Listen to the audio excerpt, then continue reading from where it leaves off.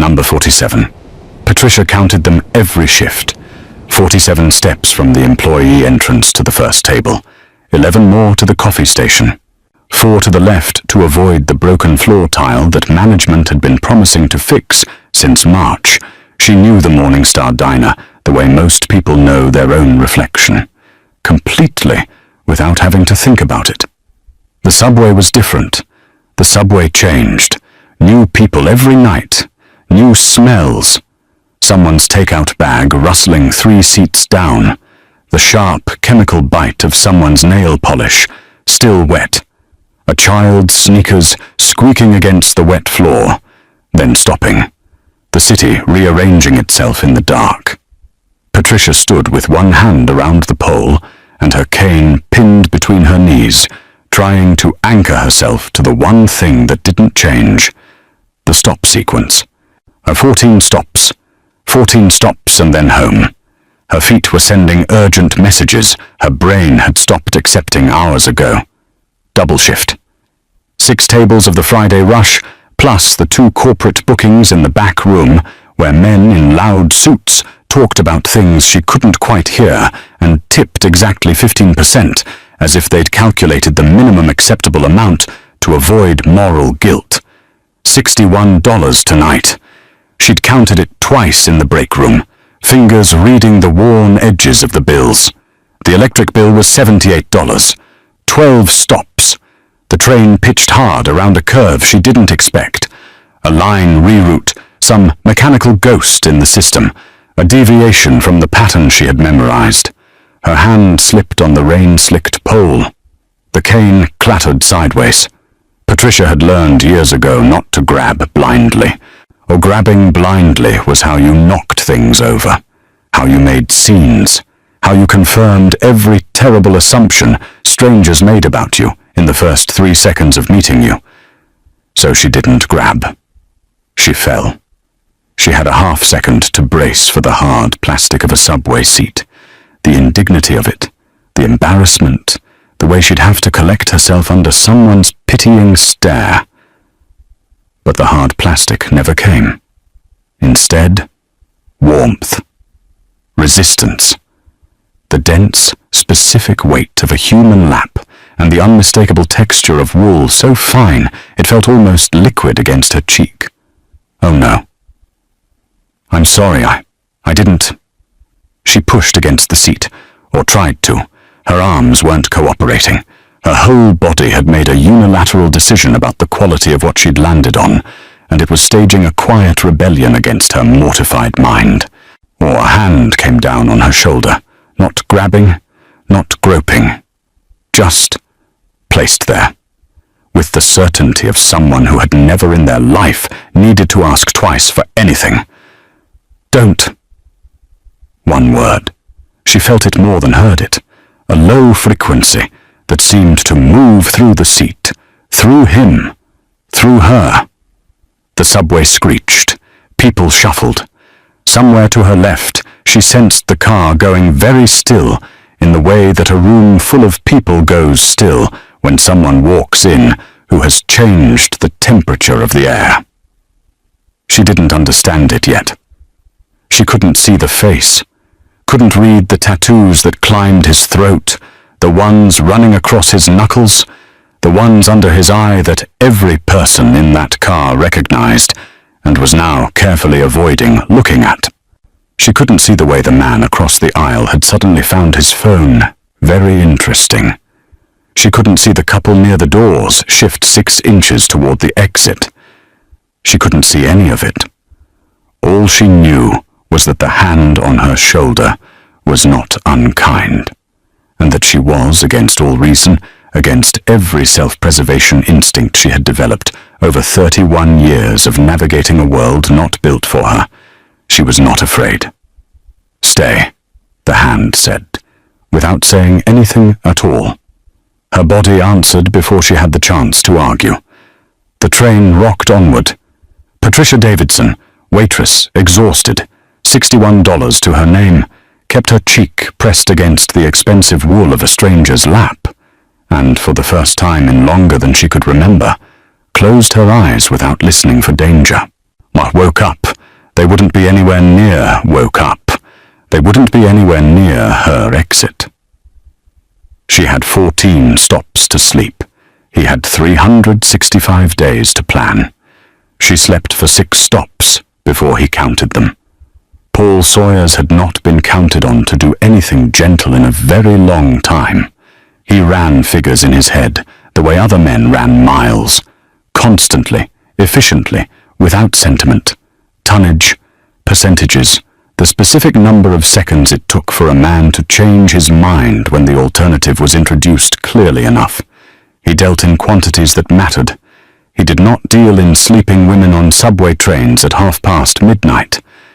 And yet, he had boarded the F train at 51st Street because his driver had pulled a muscle and his second car was across town, and Paul Sawyers, despite everything printed about him in the papers that dared to print anything at all, was not the kind of man who needed to make a scene about an inconvenience. He had settled into the corner seat in his Keaton charcoal pinstripe, the one his tailor in Naples had finished just 3 weeks ago, and he had been entirely prepared to spend 14 minutes thinking about the dockyard contract. Then the train had lurched. Then something had happened that hadn't happened to him since he was a different kind of man in a different kind of city. Someone had fallen on him without knowing who he was. Her cane had clattered. She'd gone down without a sound of protest. Her cheek had settled against his thigh. Her cheek had settled against his thigh, and she'd made a sound, barely audible, something between a sigh and a surrender. And then she'd gone completely, immediately still. Not unconscious. Something better. Something he recognized the way you recognize a thing you've forgotten you ever wanted. She was simply, finally, profoundly asleep. He looked at her for a long moment. The worn edge of her uniform collar, the small callus on her right palm from the cane handle, visible where her hand had fallen open. The faint smell of a diner, coffee and something fried, clinging to her despite what he guessed was an attempt to cover it with something light and floral. A body spray rather than perfume, the kind that came in a drugstore bottle. He did not move her. He wasn't entirely sure why. The man seated 2 spots down, heavy-set, sporting a football jersey and the particular restless energy of someone who had already had 4 drinks, noticed her first. He leaned forward with the expression of a man about to say something he thought was friendly. Paul turned his head. Just his head. Slowly. The way a camera pans in the moment before the subject of a photograph realizes it's been taken. The man in the jersey sat back. He became very interested in his phone. He did not look up again for the remainder of the journey. A teenager near the door started to drift closer, reaching for the overhead rail directly above them, the natural, thoughtless movement of a crowded train. Paul's hand came up from his knee. One finger pointed once at the next section of rail, 6 feet down. The teenager relocated without being entirely sure why. This was how it went for 11 stops. Paul Sawyers, who had not done anything this quiet in years, kept the small radius around her undisturbed through nothing more than the precise application of his attention. No words, no movement worth noting, just the specific gravity of a man who had learned that violence was most efficient when it never needed to occur. She didn't wake up when she should have. Her stop came and went. He'd found the address on the small emergency card clipped to her cane strap, a habit of someone who had learned to prepare for falls. And she didn't stir. The train emptied at the terminal. A janitor appeared at the far end of the car with a mop, took one look, and found something to clean on a different train entirely. Paul sat in the silence of the empty car and considered the situation with the same deliberate attention he gave to acquisitions. She was not a liability. She was not an opportunity. She was a woman who had fallen asleep on him without a single calculation behind it, which was, he realized, sitting in the fluorescent quiet, something that had never happened to him before. Every person in his life approached him having already done the math, having already decided what they wanted from him, having already composed their face into the correct expression. She had composed nothing. She'd just landed. He lifted his phone and made a single call, 3 words, to bring the car. Then he sat very still and listened to her breathe until the black car pulled up at the terminal service entrance, and he did the thing that surprised him more than any of it. He was careful when he lifted her, not to wake her up. If you are loving this story already, subscribe to my channel and turn on notifications so you don't miss the next one. The Cartier on his wrist read 1:07 a.m. She had been asleep for 41 minutes. He already knew he wasn't taking her home. The first thing Patricia noticed was the silence. Not the silence of her apartment on Delancey Street, which was never truly silent. The pipes speaking in the walls, the neighbor's television bleeding through the floor, Mark's particular brand of stillness that was less peaceful and more absence. This was a different quality of quiet entirely. Not the kind that cost something, the kind that was engineered. The second thing she noticed was the sheets. She had worked enough hotel cleaning shifts in a previous life to know thread count by touch, the way a jeweler knows grade by weight. These were somewhere north of 600. Egyptian cotton, probably. The kind that didn't so much cover you as receive you, the way warm water does. She lay still for a moment, her hands open against the surface, reading it the way she read most things, through her palms, through the information her fingers gathered without being asked. Cool air. Climate-controlled. Not a window unit. The faint trace of cedar and something mineral. A candle, expensive, recently extinguished. Carpet underfoot when she swung her legs over the edge, thick enough to register the difference in pressure. High floor. Seated, unhurried, the voice of a man. Seated, unhurried, the voice of a man who had been waiting without minding the wait. "You took my train," Patricia said. She was proud of how level it came out. "You took my lap," Paul replied. "We're even." She heard him rise, heard the quiet displacement of a chair, the soft fall of footsteps across the carpet, the particular acoustic signature of a large room. He stopped at what she estimated was 8 feet away, close enough to speak normally, far enough to be deliberate. Something was set on the surface beside her, the nightstand from the sound of it. The smell reached her immediately. Coffee, fresh, and beside it the warm yeast and butter certainty of a croissant from somewhere that was not a chain. "There's a contract on the table," he said. Patricia didn't reach for the coffee. "I'm blind." "I'm aware. It will be read to you. The terms are straightforward." A pause. 365 days. You stay. You live here. You want for nothing. You are untouched and unharmed. At the end of the year, $5 million is transferred into an account in your name only. Another pause, smaller. If you fall in love with me before the year is up, the money is still yours. Patricia sat with that for a moment. And if I want to leave? The life you have on Delancey Street continues exactly as it is. The words were measured, each one placed carefully. The diner, the late notices, nor the arrangement you've made with a man who speaks about you differently when you're not in the room. The coffee was going to go cold. She reached for it anyway, found the cup handle on her first try, which she suspected he noticed, and took a slow sip. Single origin, she thought, poured from a Chemex or something similar. Nothing about this apartment was accidental. "I want to go home," she said. "To Mark." Paul said nothing for a moment. Then, "All right." That surprised her. She had prepared for resistance, for the low-frequency command she'd felt on the train, for the immovable weight of his particular gravity. Instead, he simply moved to the door, and she heard him speak briefly to someone in the hall. Instructions for a car, her address recited back exactly. She found her shoes at the foot of the bed. Art down himself. An elevator, fast and down himself. An elevator, fast and smooth, Thasos marble underfoot from the feel and sound of it.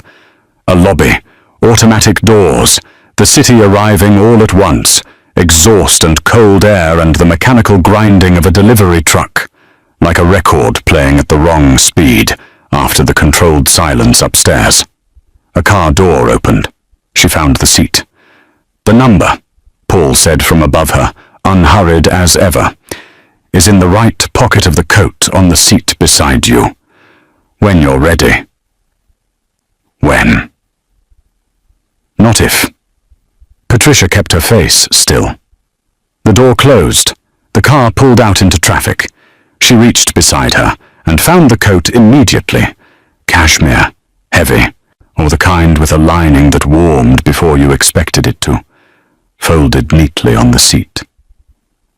She did not reach into the pocket. She sat with her hands in her lap for 4 blocks, then 3 more.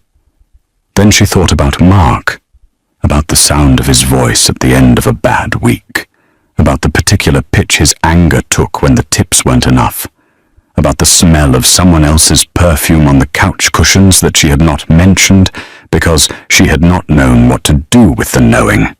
Her hand moved to the pocket on the 7th block. She didn't take the number out. She just held it in her palm, a small folded rectangle of cardstock, thick, engraved. She could feel the lettering pressed into the surface, and she held it the way you hold something you aren't ready to use and aren't ready to throw away. The car moved uptown. As she rode it all the way home, the key was still under the 3rd step. Mark had never understood why she insisted on hiding it there instead of the magnetic box attached to the railing like a reasonable person. Patricia had never explained that the magnetic box made a specific click when it opened, audible from inside the apartment, and that she had long preferred to know whether she was walking into a good night or a bad one before she crossed the threshold. The key under the step was silent. The key under the step gave her 3 extra seconds. She listened at the door. Television. A pre-game show, the kind with 4 men talking over each other about statistics. A glass set down on the coffee table. The cheap one from the discount furniture place on Atlantic Avenue, or the one with the wobble on the left leg she'd asked him to fix in February. The particular rhythm of a man who had been sitting for a long time and had no intention of stopping. She turned the key and went in. Where have you been? Not a question. Mark delivered it the way he delivered most things, as a conclusion already reached, needing only confirmation. She heard him shift on the couch, heard the creak of the cushion springs that she'd been meaning to look up how to fix, and she set her cane against the wall in its place and kept her voice easy. I fell asleep on the train. I missed my stop. You missed your stop. The repetition carried its own particular weight. How much did you make tonight? Patricia set her bag on the kitchen counter. $61. The electric bill was $78. Or she had already done this math 14 times since the train terminal, and the answer had not improved. 61. The silence that followed was its own kind of speech. She heard him pick up his glass, set it back down harder than he needed to. I've been waiting 3 hours, he said. I was going to order food. There's rice in the pot from yesterday, and I can make eggs. I don't want eggs, Patricia. She moved through the kitchen the way she moved through every room she'd memorized, without hesitation, without the tentative sweep of someone performing blindness for an audience. 14 steps from the door to the counter, 7 to the stove. She filled a glass of water and drank it standing at the sink, listening to the apartment settle around her, reading it the way she read every space. Something was different. She set the glass down and stayed still for a moment, cataloguing. The television, the wobble-legged table, Mark's breathing, which had the specific cadence of someone nursing a mood rather than expressing it. The faint smell of the takeout containers she could tell were in the trash, even though he'd tied the bag. General Tso's, from the place 3 blocks over that she never ordered from because the sodium made her ankles swell. And something else. She turned toward the living room, unhurried, the way you turn when you don't want the turning to mean anything.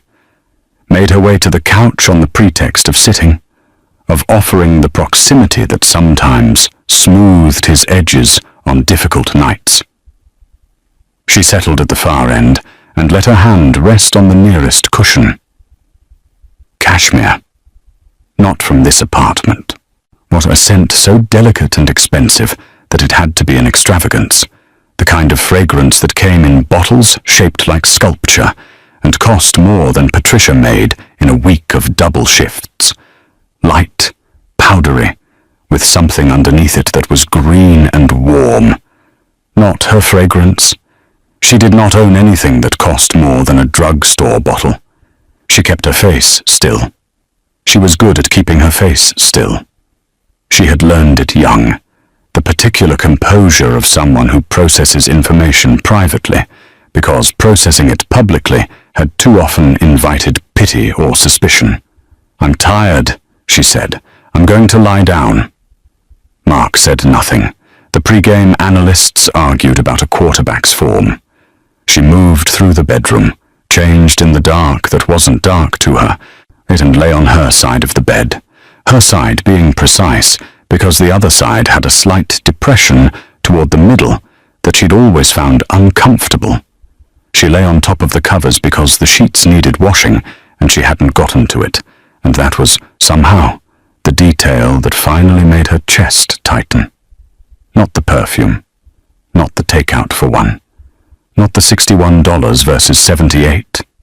The sheets that needed washing, the step that needed fixing, the life that had the shape of a life, but had been slowly, quietly emptied of its contents so gradually that she had confused the echo for the thing itself. She reached into the pocket of her uniform. The cardstock was still there, thick, engraved, the lettering pressed into the surface with the permanent confidence of a man who did not expect his number to go uncalled. No, she didn't take it out. She just kept her fingers on it in the dark. Outside, a cab horn, the neighbor's television, the ordinary, patient noise of a life she had stopped hearing until tonight, when something had offered her a different kind of silence, and she had made the mistake of remembering what quiet felt like when it wasn't just emptiness wearing a familiar face. She lay still until Mark's snoring began. Then she took the card out and read it with her fingertips in the dark, letter by letter, until she had memorized it. Just in case, she waited 4 days. She was not sure, afterward, why 4 specifically. It wasn't strategy. It wasn't pride, though she had plenty of that, the particular kind that develops in people who have learned that asking for help too quickly teaches the world to expect it. She thought it might have been something closer to grief, the specific, unglamorous grief of watching something you'd already half buried finally stop moving. On the second day, Mark came home in a good mood and brought her flowers from the bodega on the corner, the cheap carnations wrapped in plastic that she could identify by their faint chemical sweetness, and she had put them in the blue vase on the windowsill and said, "Thank you," and stood there for a long moment with her hands around the cool ceramic, thinking about thread counts. On the third day, she called her sister's phone number, which had been disconnected since November. On the fourth day, she called Paul's. He answered on the second ring, which told her he had been waiting without performing patience. No greeting, just the low, unhurried certainty of his voice. "What, where are you?" she told him. The car arrived in 11 minutes. Not the same driver as before. This one didn't speak, which she appreciated. She sat in the back with her hands folded and the cashmere throw from the last ride still on the seat, as though the car had simply been waiting with it kept warm. He met her in the lobby of the glass tower. She knew it was him before he spoke, the particular displacement of air that came with his height, the faint trace of his cologne, something dark and resinous that she was beginning to file under a category she hadn't named yet. "You waited 4 days," he said. "I'm here now," she replied. He took her upstairs. The elevator, the marble, the engineered silence of the apartment closing around her like a door easing shut on the rest of the city. He seated her on something long and deep, a sofa, Italian leather from the sound and give of it, and she heard him move across the room to what she'd catalogued on her first visit as the desk. "I need you to listen to something," he said. "I want you to hear it completely before you respond. Can you do that?" Patricia folded her hands in her lap. "Yes." The recording was 18 minutes long. She knew Mark's voice within the first 3 seconds, the way you know a sound that has structured your mornings for 7 years. He was speaking with someone she didn't recognize, a man with a flat, professional affect, legal or financial, the voice of someone billing by the hour. The conversation was precise, organized. It had clearly happened more than once, this particular conversation, because they spoke with the shorthand of people revisiting a plan rather than forming one. The words cognitive decline appeared in the 7th minute, power of attorney in the 9th, disability benefit consolidation in the 11th, delivered by Mark in the patient tone of a man describing a project timeline. Patricia did not move.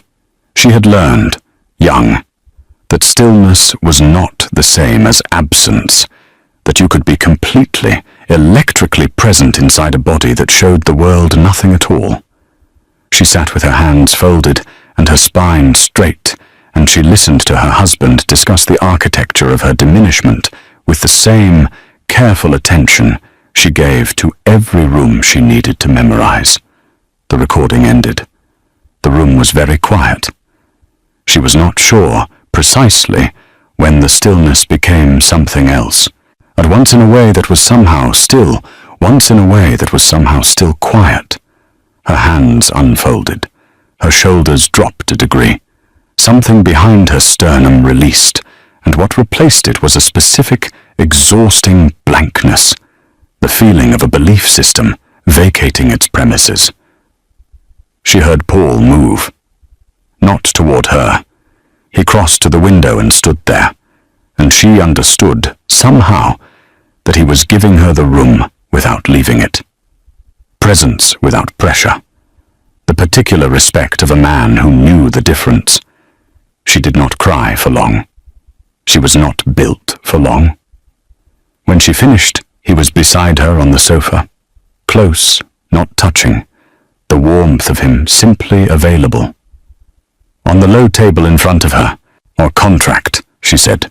"The contract." "He contract," she said. "The contract," he confirmed.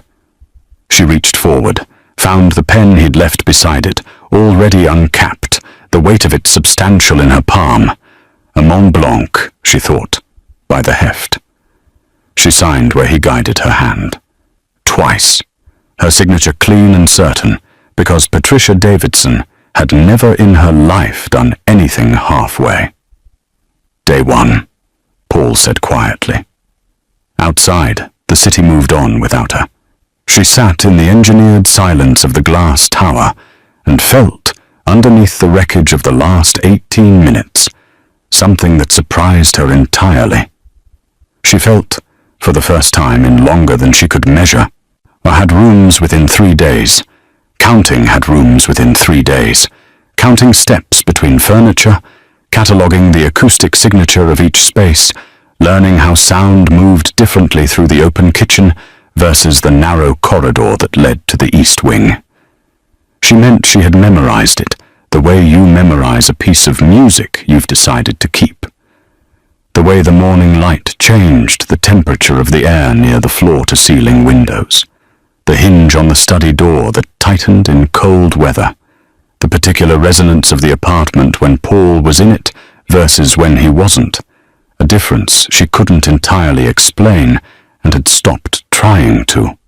He had given her the second bedroom, which was larger than her entire apartment on Delancey Street. The closet had been stocked by someone with taste and discretion.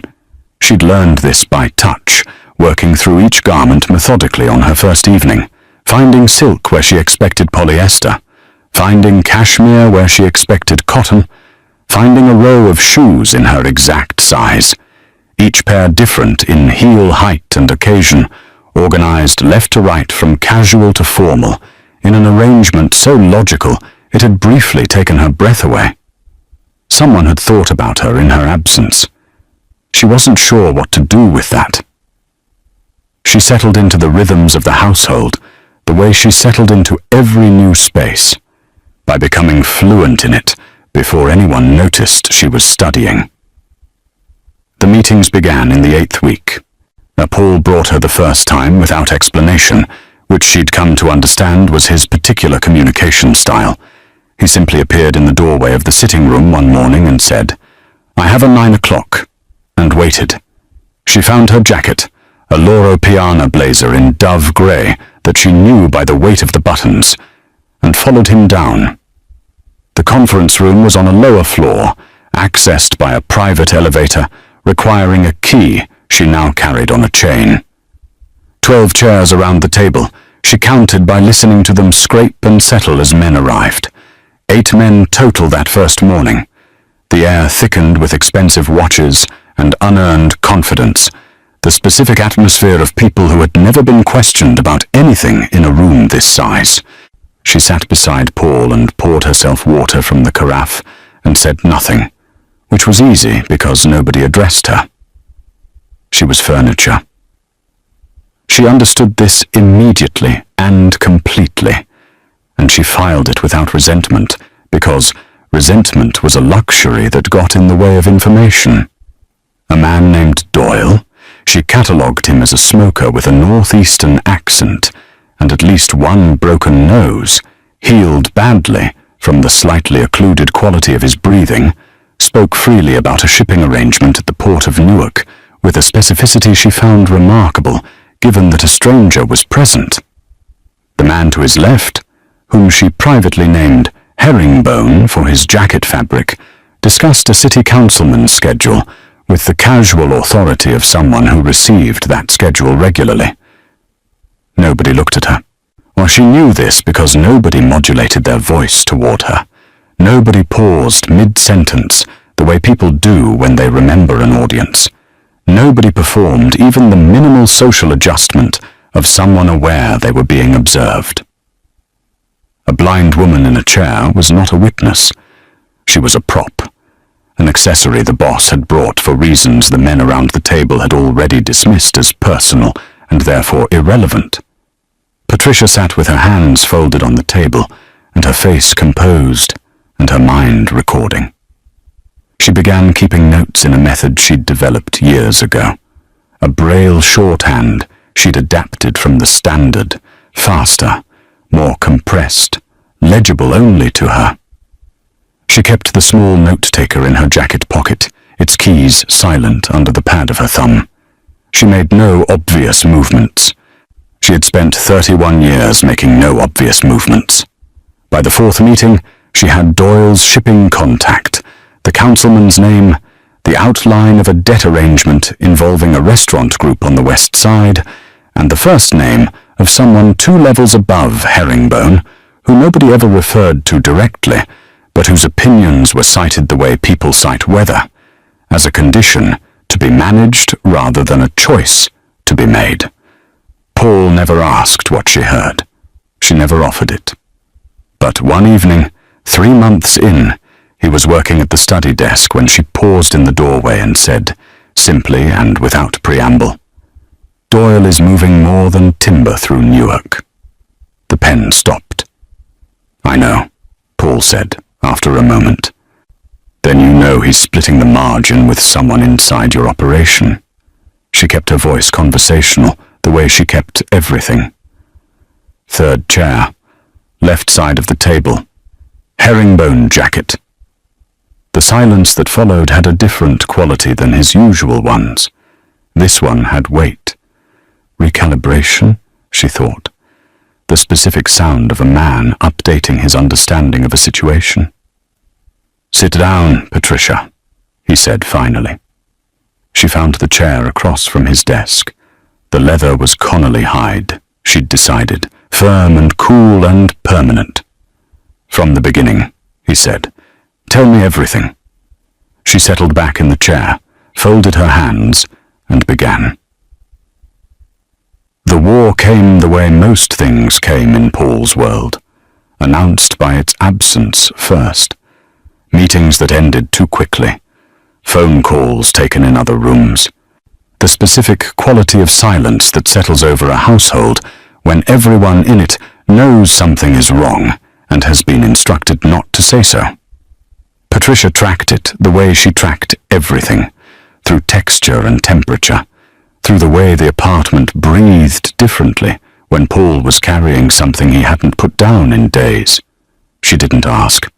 Asking was for people who needed to be told things. Patricia waited, and the things came to her. It was a Tuesday in the 4th month when he came home at 2 in the morning and didn't go to the study. She heard the elevator, heard him move through the apartment with the slow, deliberate steps of a man conserving something. The liquor cabinet in the sitting room opened and closed. Then nothing, or just the particular stillness of a person standing in a dark room, deciding whether to keep standing. She appeared in the doorway in her robe, silk, deep navy, something she'd found hanging in her closet one morning without comment, and said, "There's coffee." From an hour ago, still warm enough.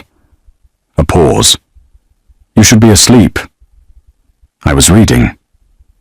She moved to the kitchen, found the carafe, poured 2 cups without asking whether he wanted one, because men in this particular state always wanted something warm and almost never asked for it. She set them on the low table in the sitting room and settled into her corner of the sofa.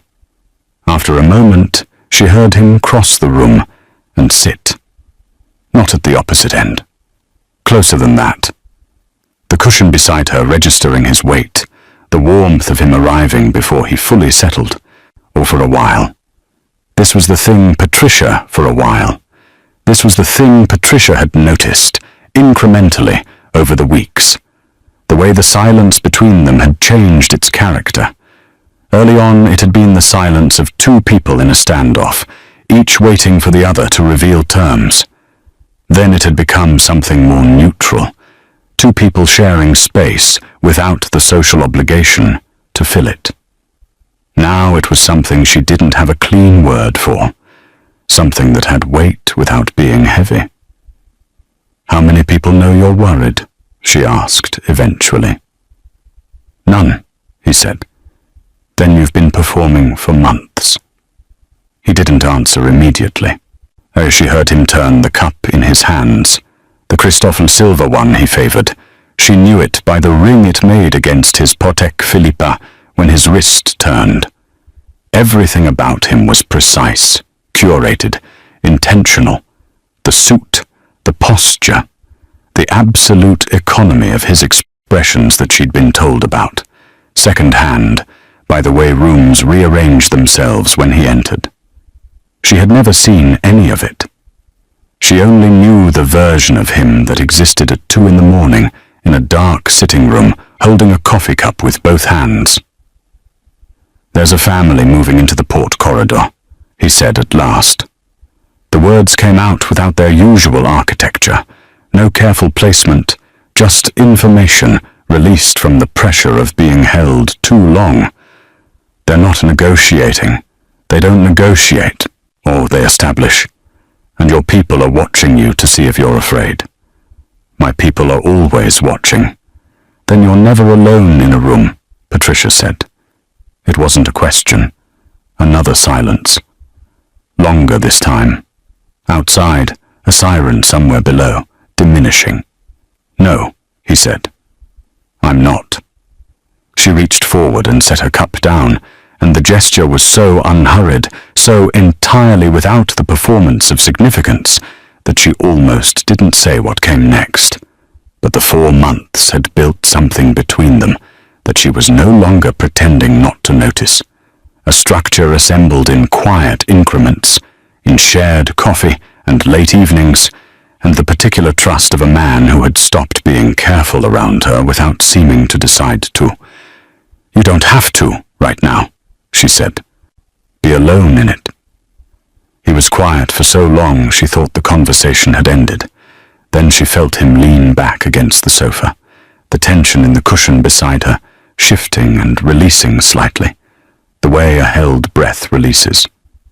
He didn't speak. He didn't need to. She heard the change in his breathing, the gradual slowing of it, the way a man sounds when he has finally, privately, put something down. They sat in the manufactured quiet of the glass tower, while the city did its restless, insomniac work below them. Paul Sawyers, who had not been soft in front of anyone in longer than he could precisely remember, sat beside a woman who couldn't see his face. For the first time in longer than he could measure, it didn't cost him anything. Patricia listened to him breathe and said nothing, and understood, with a clarity that arrived not like a revelation, but like a room she'd been walking toward for months, and had simply now entered, that this specific stillness, the two of them in it, was the most honest place either of them had been in years. She didn't say so. She filed it quietly, the way she filed everything. The coffee went cold. Neither of them moved. She heard them before anyone else did. Not because her hearing was extraordinary. She had never claimed that, had actively resisted the mythology people wanted to build around her blindness, the compensation narrative that made sighted people more comfortable with her condition than she was required to be. She heard them because she was awake at 11:43 on a Thursday in the 7th month, sitting in the study with her note-taker in her lap, and she was paying attention in the way she always paid attention, completely, without the distraction of anything to look at. The elevator didn't come from the lobby. It came from the service level. 2 floors below the penthouse, the secondary shaft that ran alongside the building's utility spine. She knew its sound intimately by now, a slightly lower register than the main elevator, a fractional delay in the cable tension. She had noted it in her first week, and filed it under the category of things nobody had bothered to tell her, because nobody had thought she would notice. She stood up. The lights went out 4 seconds later. The effect on the apartment was immediate and revealing. She heard it in the voices first. The guard near the main entrance. A man named Briggs, whose size she'd estimated at 6'3" by where his voice originated, saying something sharp into his radio that received no response. Another guard, somewhere in the corridor, moving too fast in a direction that suggested he was navigating by memory and finding his memory insufficient. The crash of something, a lamp, she thought. Murano glass by the pitch of the shatter, the expensive one from the console table. Confirmed it. Then the door came in. Not the front door, the service entrance off the kitchen corridor, which told her they had been in the building for longer than the last 4 seconds, that the power cut was a signal rather than a preparation. She moved immediately, not away from the sound, but perpendicular to it, into the interior of the apartment, counting under her breath the way she counted everything. 12 steps from the study door to the sitting room threshold. Left 4 steps, avoid the Hermes trunk that Paul used as a side table. 8 steps to the fireplace, her hand finding the carved marble mantel at the exact height she expected it. The sitting room had become chaos in the dark. She heard at least 4 different sets of feet, some belonging to Paul's men, some not, distinguished by purpose. Purposeful movement sounds different from panicked movement, and right now Paul's guards were panicked, colliding with furniture, disoriented in a space they'd believed they knew. She heard Paul. He was to her left and ahead, maybe 15 feet, his voice issuing 2 short commands that were immediately swallowed by the noise.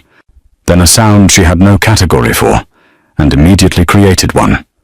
A sharp, contained percussion, followed by Paul's voice, dropping mid-word into something lower and compressed.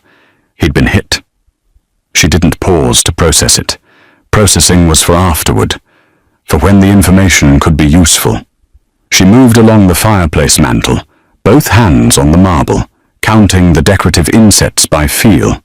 1, 2, 3 relief panels, each 8 inches wide, and then the 4th, which was flush where the others had depth, seamless to anyone who hadn't spent 7 months running her fingers across every surface in this apartment out of the simple habit of knowing where she was. She pressed the lower left corner of the 4th panel, heard the mechanism, felt the give. The wall opened inward 6 inches. Oh, Paul. She kept her voice low and directional, aimed at where she'd last heard him. Left wall. Fireplace. Now. A beat. She heard him moving, slower than normal, one hand likely occupied, the particular asymmetry of someone managing an injury without acknowledging it. Someone else's feet started toward her from the wrong direction, a stranger's feet, and she stepped back into the open panel and simply waited, because a dark room was not the same problem for everyone. He found her by her voice. 1 syllable. His name, said once more, quietly. The way you call something you're certain will come. His hand found the doorframe. She caught his arm, felt the warmth of something wrong above his elbow, didn't comment on it, and drew him inside. The panel clicked shut behind them. The panic room was narrow, 3 feet of space, but perhaps 4, designed for concealment rather than comfort. She could feel him against her in the dark, his breathing altered by pain and by the effort of controlling the pain, his back against the interior wall, and her hand still on his arm. Outside, the chaos continued its ugly work. Glass, voices, the methodical destruction of expensive things by people who understood that destruction was its own kind of message. Inside the wall, there was only the dark. Paul's breathing slowed by degrees. She felt him register, gradually, that she had not moved, had not trembled, had not reached for him in the panicked way of someone needing reassurance. She simply stood in the lightless space with the steadiness of someone for whom lightless spaces had never been the crisis. You knew where it was, he said. Barely a sound, a movement of air. I know where everything is, she said. A long silence. Outside, someone was shouting in a language she didn't recognize. Inside, Paul Sawyers leaned his head back against the wall of the hidden room, wounded and contained and kept, and she felt the moment he stopped fighting the reality of it. The dark, the pain, the particular indignity of needing to be hidden by the one person in his life he'd assumed he was protecting. She kept her hand on his arm, not to comfort, just to monitor, just to know. He let her. The first 10 minutes were the longest. Patricia counted them by Paul's breathing, not precisely, not with a clock, but in the way she had learned to measure time inside spaces where time was the only variable she could track. His inhale was still too shallow, yet the injury above his elbow had soaked through to her palm, where her hand remained on his arm, warm and slow, not arterial, which she had assessed in the first 30 seconds and filed under manageable. She didn't tell him she'd assessed it. Men like Paul required information delivered at the right moment, and the right moment was not while they were listening to their apartment being dismantled 12 inches away. The sounds came in layers, The initial chaos had peaked quickly.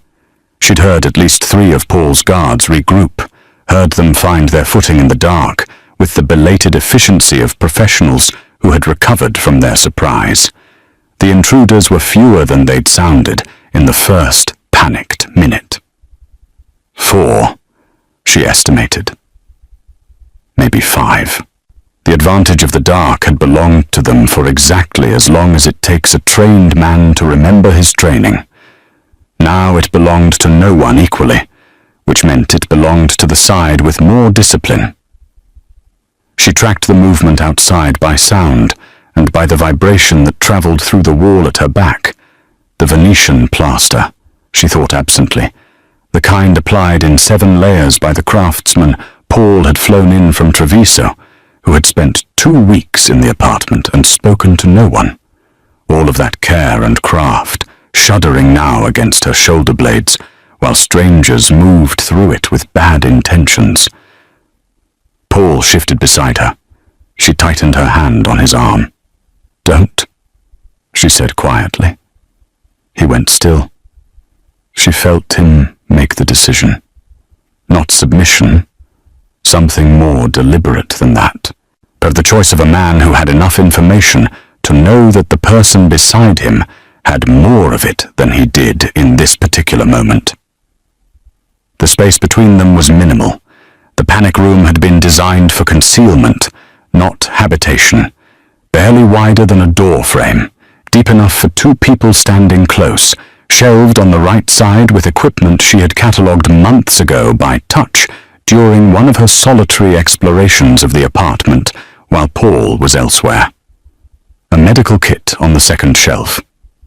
2 flashlights she had deliberately not reached for tonight, because light beneath a door is visible, and she was not ready for them to be found. A radio, manual frequency, which she had also not touched yet. She became aware, in the specific intimacy of the narrow space, of the precise quality of his stillness. To Paul Sawyers was not a man who was still by nature. She had learned this over 7 months of close proximity, learned it through the small movements he made when thinking, the pen turned in his fingers at the desk, the way he stood at the window with his weight shifting almost imperceptibly. He was still now the way things are still under pressure, contained rather than calm, but he was letting her lead. She understood this without ceremony, without marking it as the significant thing it was. Outside, a voice gave a short command. A door, the main entrance, she thought, opened and then closed, footsteps receding toward the elevator corridor. Then another set, slower, and Briggs's voice saying something low and confirming into a radio that was now working again. The quality of the chaos changed, but it was reorganizational now rather than active. The violence had finished its work and left the cleanup behind. She reached for the second shelf, found the medical kit by the latch she'd memorized, a Pelican case, hard-sided, the good kind, and opened it against her hip where the sound was muffled. "Give me your arm," she said. He did, without the performance of reluctance that most men in his position would have offered, without the deflection. Just extended his arm toward her in the dark, and she took it in both hands and worked by feel, which was how she worked best, her fingers reading the wound with the clinical attention of someone who had taken 3 first aid courses over the years, because the world had taught her early that she could not always wait for someone else to manage a crisis. The graze was clean, not deep enough to matter, not deep enough to be the thing that ended him tonight. She dressed it with the quiet efficiency of someone focusing on the task rather than the person, though the person was impossible to ignore at this proximity. His warmth, his breathing, the way he watched her even in total darkness, the weight of attention she could feel the way you feel a change in atmospheric pressure. "You navigated to me," he said, while she worked, low, the particular voice he used when he wasn't performing anything. "In all of that, you came directly to me. I knew where you were. How? You always stand in the same place during a difficult conversation, she said. Left of center in whatever room you're in, near enough to the exit to have options, far enough not to seem concerned about them. She secured the dressing, where I've been mapping you for months. The silence that followed was the most specific one she had catalogued in 7 months of living inside his silences. She felt it land somewhere in him, and stay there. I brought you here to protect you, he said. I know. That's not what happened tonight. No, she agreed. It isn't. Outside, Briggs knocked twice on the panel in the sequence Paul had established. She had memorized this too, on principle, and she stepped back to let Paul reach the release. The panel opened inward. The emergency lighting had come on in the apartment, a dim amber wash, and she felt the change in the air immediately, the room breathing again around them. Paul stepped out first. She heard him take in what remained of the apartment, the Murano glass she'd identified by its shatter, the displaced furniture, the Hermes trunk overturned in the sitting room. A season of curated, deliberate beauty rearranged in 12 minutes by people who understood that destruction was the cheapest kind of power. He was quiet for a long moment. Then he turned back toward the open panel, toward her, and she understood from the quality of the silence that he was looking at her with something that had been building for months and had finally run out of room to stay contained. She didn't ask him to say it. She had learned that things named too quickly lost their shape. She simply stepped out of the dark and into the amber light of the ruined room, her hand finding her cane where she had left it against the wall that morning, and she stood beside him in the wreckage and said nothing, because nothing was precisely what the moment needed. Or Paul Sawyers stood in the ruins of everything he had built and said, Patricia. Just that. Just her name, in the voice he used when he wasn't performing anything. She turned toward it. Day 366 arrived the way significant things often do, indistinguishable from the day before it, until it wasn't. Patricia knew the date without being told. She had counted every one of the preceding 365 days with the same quiet methodology she applied to everything, marking them not in a calendar, but in the accumulation of small details that constitute a life lived somewhere long enough to call it somewhere. The way the morning light shifted through the new floor-to-ceiling glass, the restoration had taken 6 weeks, said the same Venetian craftsman, returning with his plaster and his silence, and felt differently in November than it had in the February she'd arrived. The way she now navigated the rebuilt apartment without counting steps, her body having absorbed the geography of it, the way a language becomes fluent, the way you stop translating and simply speak. She was in the sitting room when Paul came in at 9 in the morning, which was late for him. She heard it in his pace, unhurried, deliberate, the walk of a man who had decided something and was carrying the decision carefully. He sat across from her, set something on the table between them. She didn't reach for it. She waited. The year is fulfilled, he said. The threat is neutralized. Doyle's arrangement has been dismantled. The family in the port corridor reached terms in September. A pause. You were in the room for 2 of those conversations. I remember, she said. The account was established last week. 5 million, as agreed. The transfer clears today. Another pause, smaller. The contract is on the table, signed and fulfilled on both sides. You're free to go, Patricia. She sat with the words. Outside, the city moved through its November morning, indifferent and continuous. A cab horn far below, the distant percussion of construction somewhere east, the ordinary music of a world that had continued without particular interest in what was happening in this room. She reached forward and found the contract, the same thick paper as the beginning, but worn now at the fold lines from having been handled, consulted, referenced over the course of a year. Her fingers moved across the surface, reading it the way she read everything important, completely, without rushing, giving each part its due attention. At the bottom, her signature, clean and certain, exactly as she'd made it that first morning with the Mont Blanc in her hand and the wreckage of 18 minutes of recorded audio still settling through her. She held the document in both hands and thought about Delancey Street, about the pipes in the walls and the wobble-legged table and $61 in a worn apron pocket, about the sound of a life that had the shape of a life but had been quietly, systematically emptied of its contents by a man who had seen her blindness as an opportunity rather than a characteristic. She thought about the first night in this apartment, waking in 600 thread count sheets in a silence that cost something. She thought about a shipping contact memorized in a conference room where no one thought to look at her, about Herringbone's jacket and Doyle's breathing and 2 of the 4 conversations Paul had just referenced, which she had also privately documented in her compressed Braille shorthand in case the documentation was ever necessary. She thought about a panic room 3 feet wide, and a man who had extended his arm in the dark without ceremony or resistance, and the specific quality of his voice when he had said her name in the amber light of a ruined room, and the silence that had followed, and what she had understood about herself in that silence.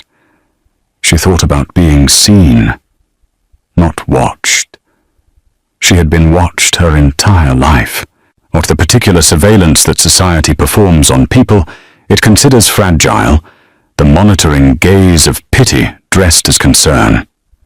She meant seen, the understanding of a person that arrives not from looking, but from attention, from the accumulated weight of months of mornings and late evenings, and coffee gone cold and difficult truths delivered without softening, from a man who had never once, in 365 days, made her blindness the thing he led with, who had stocked her closet with garments organized by occasion because logic was a form of respect, who had sat in the dark of a sitting room at 2 a.m.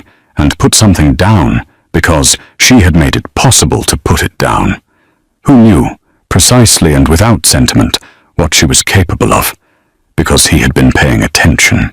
Patricia Davidson sat in the morning quiet of the glass tower and understood that she had spent 31 years being looked past and 8 months being known, and that the distance between those 2 experiences was not negotiable, was not something she could return from, was not a thing she was willing to give back for $5 million and an apartment on Delancey Street with pipes in the walls. She tore the contract in half. The sound was clean and final, the good paper resisting and then yielding, the way most things yield when you've made an actual decision rather than a provisional one. She set both halves on the table and folded her hands in her lap. The room was very quiet. "Patricia," Paul said, the voice with no architecture in it, the 2 a.m. voice. "I'm aware of what I'm doing," she said. "What I want that noted. It's noted. I'm not staying because I have nowhere to go. I have $5 million and more information about your operation than anyone in this city except you." She kept her voice level, the way she kept everything. "I'm staying because this is the only room I've ever been in where the lights being on or off doesn't change what anyone sees when they look at me." She heard him exhale, not the compressed, controlled exhale of a man managing himself, the other kind. Then his hand came across the table and covered both of hers, heavy, warm, ringed, the same hand that had pressed her shoulder down on a midnight train and said, "Don't," and meant "you're safe." And he held them without speaking, because he had learned, over the course of a year, that she did not require words to receive information. She turned her hands over and held his in return. Outside, the city. Below, the ordinary world with its ordinary distances between people. Up here in the engineered silence of the glass tower, Patricia sat in the room she had memorized completely and felt, moving through her with the quiet certainty of a thing that had been true for months and was only now being said aloud, that she was exactly, precisely, finally where she had decided to be. Not where she'd fallen, where she'd chosen. The torn contract sat on the table between them. Neither of them moved to clear it away.